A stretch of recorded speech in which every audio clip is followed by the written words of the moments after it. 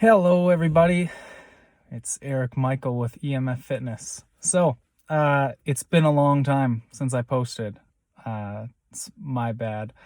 I wanted to kind of explain what's been going on for me and what's changed because of it. So, to get started, um, for anybody who knows me personally, I might have talked about it a little bit in my past videos, but on and off. For the last 15, 20 years, I've dealt with pretty severe depression and anxiety. And in the last year, I really got into a funk. I was pretty depressed, just not in a good headspace, not feeling good, not as productive as I could be, and with that comes really a lack of creativity. When you're not feeling well, you're not feeling great. You just don't really feel like doing much of anything. And I was still pushing forward, still building the business, still getting my daily tasks done, but really not operating anywhere near my potential, and definitely not fulfilling anything beyond my day-to-day tasks that just had to be done. So now I'm trying to get back into it, trying to get the channel growing. And back to my videos, back to sharing my thoughts, share what I think about, speaking my truth. So what did I do to get out of it? What did I do to get out of that headspace? I feel like that could provide some value for some people out there who might deal with the same struggles that I do in some shape, some form, maybe not exactly the same. So the first thing that I did that really helped is self-care, addressing the glaring things that you've been neglecting. And for me, that's sleep. As a personal trainer and someone who promotes health and fitness on a daily basis, you would think that would be well taken care of for me. But the truth is, it's not. A lot of my time and energy is given to other people every single day. And it's quite easy in this profession to start to neglect yourself. So I'll be getting up early, 4 o'clock, training clients all morning, training clients in the afternoon and evening, and not getting home until 8 or 9 o'clock, and then not wanting to shut it down until 10 or 11. So I was really only getting 5 or 6 hours sleep for long periods of time, and that plays a big role on your mental health. So I started to nip those things in the bud. I knew it was an obvious thing that needed to be fixed for me. So making sure that I was getting the sleep that I should be getting. Still not getting 8 or 9 hours, which is what I would recommend optimally, but getting more in the ballpark of 7 to 8 hours. And on the weekends, trying to get a little bit more, get to bed early. Along with that, it was making sure I was following an actual bedtime ritual. Okay, so what might that look like? That means something like shutting down technology about an hour or an hour and a half before going to bed, not getting overly stimulated by blue lights from your phones, from your laptop, from television, not watching any television before I went to bed, and doing something like reading, have a warm shower, have a hot bath, meditate, do something to calm yourself down. You've been stimulated all day, and if you're going into watching TV or scrolling through social media, you're stimulated again. And so even if you fall asleep right away, you're not getting the recovery that you should be.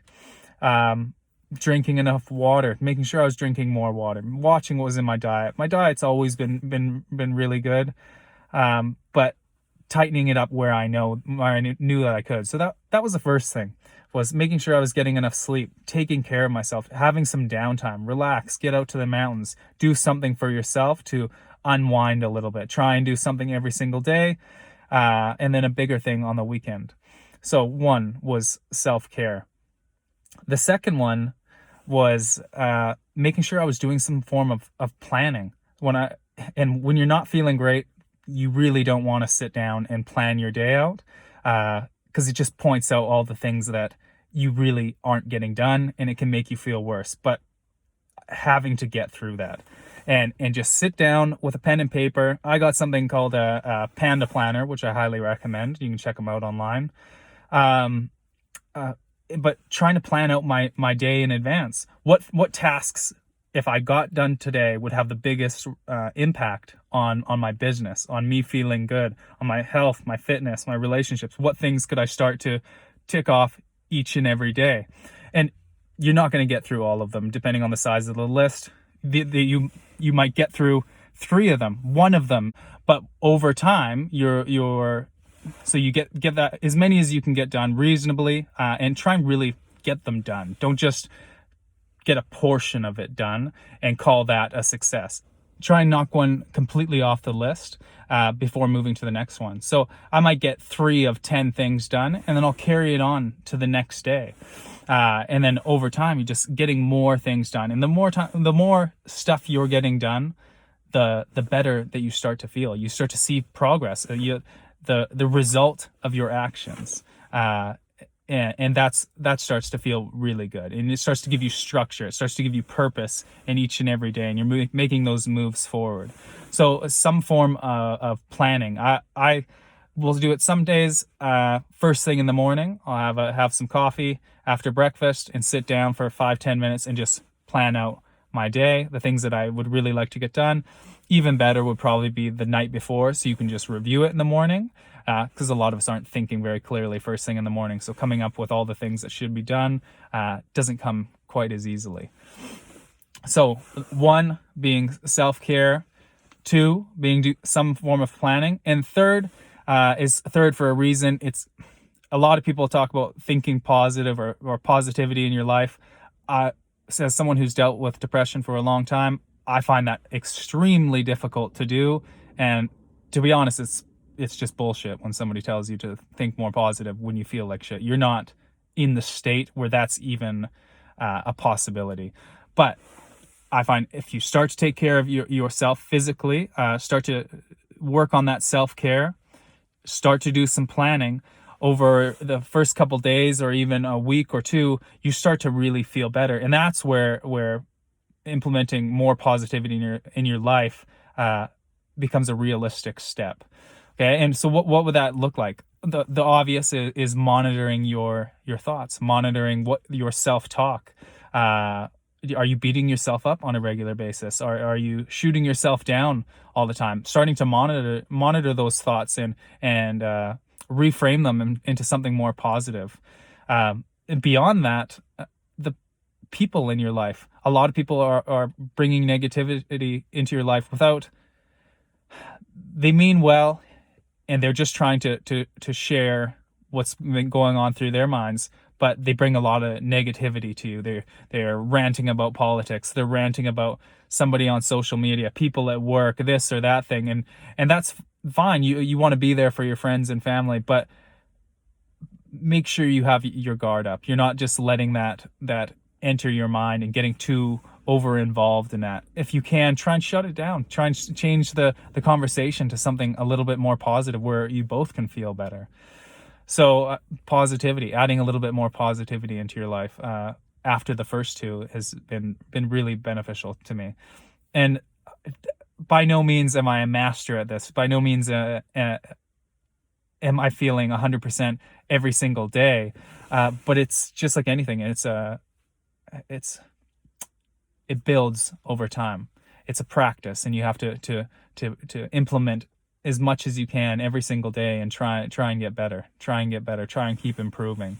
So in recap, the things that I've done to get myself out of that state and keep myself feeling good so I can be productive, so I can get back to making videos, so I can improve on making these videos and improve the quality of everything that I'm doing. The 3 things that I've done are: 1, self-care. Take care of yourself. Do the things you need to do that you've been avoiding.